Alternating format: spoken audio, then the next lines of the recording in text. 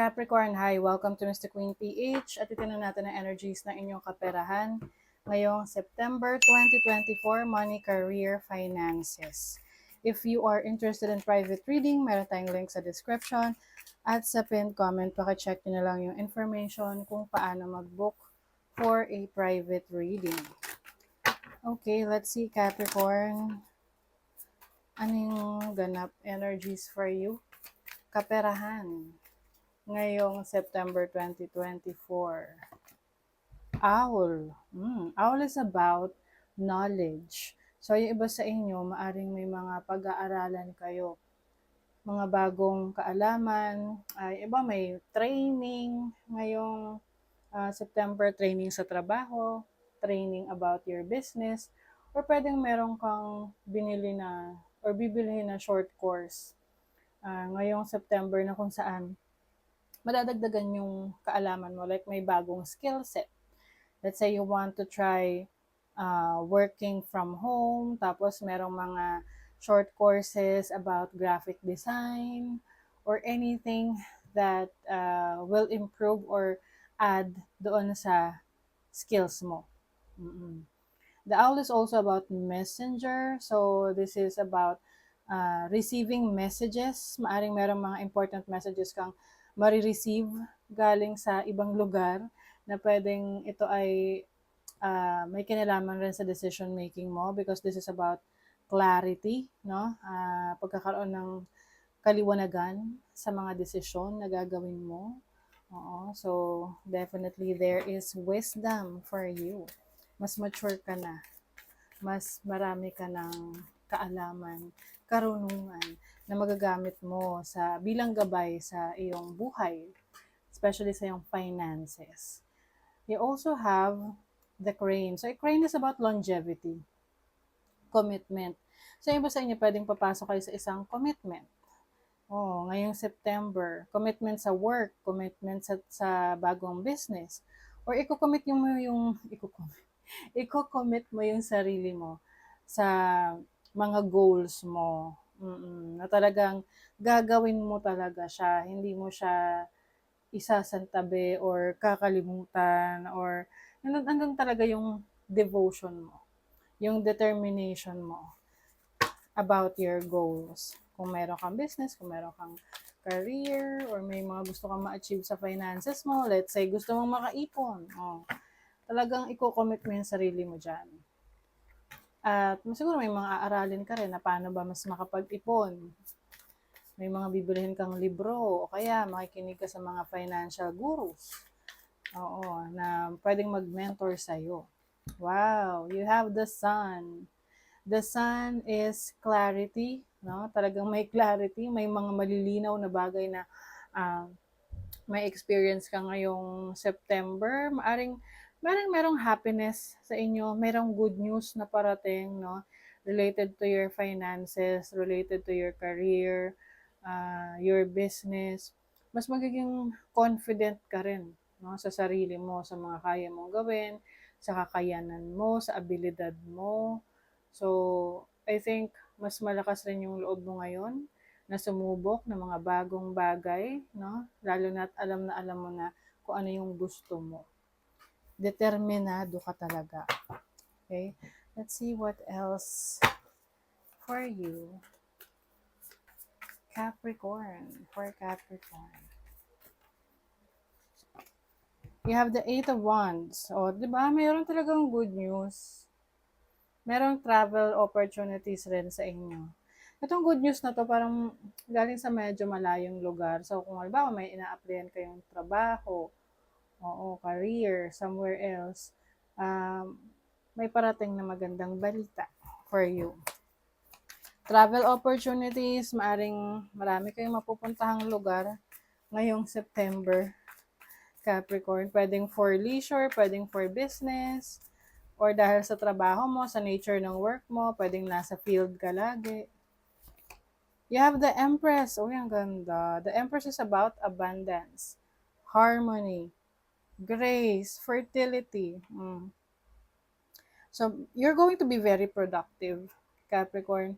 Marami kang ma-accomplish ngayong September. Yung mga goals mo, yung goal mo for your finances, mas makakaipon ka. Meron ding beauty rito. So, maaring meron kang i-improve din sa yung physical appearance, sa yung kalusugan.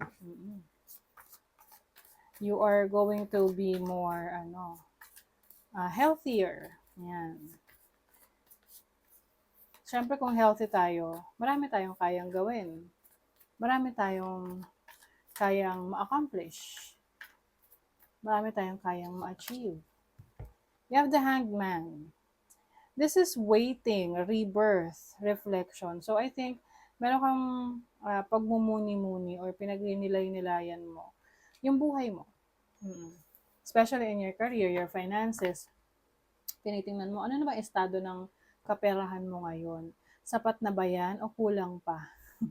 Kasi kung kulang pa, ano pa yung dapat mong gawin para madagdagan yan? 'Di ba? Pagdating naman sa trabaho mo, nagmumuni-muni ka kung masaya ka ba sa work mo. May fulfillment ba dyan? Kung walang fulfillment, hahanapin mo kung saan ka fulfilled. Magagawa mo ba siya ngayon? Or pwedeng magtiis ka muna at habang nagtitiis ka, meron kang ginagawang paraan on the side para makaalis dyan sa environment na yan. So, kumbaga, yung iba kasi sa inyo, alam nyo na kung saan yung path ninyo eh. Oo, kaya iniisip nyo na kung paano kayo magmamaniobra papunta doon sa landas na gusto nyong tahakin. Knight of Pentacles, financial stability, may prosperity, merong benefits. Yung iba sa inyo papasok sa investment. Seven of Pentacles, this is, ito yung mga goals mo. May mga potentials yung goals mo. Kailangan lang maging patient ka. Kasi, syempre, lahat naman ng mga tinatanim natin, may kanya-kanyang panahon yan kung kailan siya mamumunga. So, timing, importante. Tsaka patience. Also, the Ten of Pentacles. Ang ganda. Ten of Pentacles.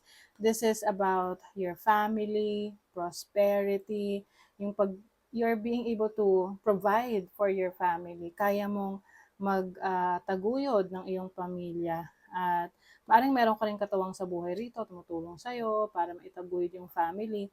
Maari rin kung ikaw ay naghihintay ng let's say, yung mana, oo, pwedeng meron, no? Merong parating. You have the Seven of Wands. This is about setting boundaries pagdating sa pera, pagdating sa trabaho. I think mas magiging disiplinado ka ngayong September sa pag-handle ng finances mo. At pagdating rin sa trabaho, you will not settle for anything less than what you deserve. Alam mo yung worth mo. So, para sa'yo, dun ka sa nakikita mo na pinapahalagahan ka, binavalue ka. Wow! Phoenix rising from the ashes, transformation, resurrection, meron kang bagong era. Alam niyo yung ganda ng Phoenix, no? Kasi this is about transmutation, yung parang nire-reinvent mo yung sarili mo. It's like a brand new you. Mas palaban, mas malakas ang loob. So, some of you will also be working with others. Meron kayong mga team, pwedeng may team building, teamwork, partnership din to, team effort. Some of you pwedeng magkakaroon kayo ng leadership role sa inyong career. Meron ditong Cath. My way or the highway. Okay. So parang ikaw yung masusunod. You will be in control of your life, no? Kung meron mong mga taong against sa mga gusto mo or may mga bashers ka, may mga haters ka, you wouldn't care. Lalo na kung wala naman silang ambag sa buhay mo. You will focus on your goals, kung paano ka mas magiging successful.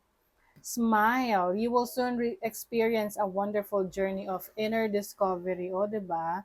Meron kang matutuklasan pa sa iyong sarili. Yung mga, di ba minsan may mga experiences tayo na ma-realize natin na, ay, gusto ko pala 'to, 'di ba? I-associate ko lang 'to kay ano ha, ewan ko kung napanood niyo yung interview ni Carlos Yulo na, ah, na-discover niya yung sarili niya, mas lalo niya na-discover yung sarili niya. Sabi niya no'n, hindi pa siya nakakapag, theme park, hindi pa siya nakapunta sa Disneyland, ganyan, or any theme parks. Dati takot siya sa mga roller coaster, ganyan. Pero nung na-experience niya, na-discover niya sa sarili niya na gusto pala niya yun. Masaya raw pala sa theme park. Tapos, first time niya makakain ng steak. Tapos sabi niya, masarap daw pala yung steak. O, 'di ba? So, I feel like you are going to experience new things in life na marirealize mo, gusto mo pala yun, masarap pala yun. Whatever that is. So hold your highest vision for your life. You now possess the ability to move past any hurdle. So ang maganda nito, kayang-kaya mong malagpasan yung mga challenges mo. Mm-mm. New rhythms are coming into your life now. You are encouraged to trust and adapt. Ayan. Magtiwala ka sa sarili mong kakayanan. Dahil may mga bagong parating na experiences for you na huhubog sa iyong journey, sa iyong pagkatao, na parang marirealize mo, oy, this is a new version of myself. Okay? So that is your reading, Capricorn. Thank you so much. Bye.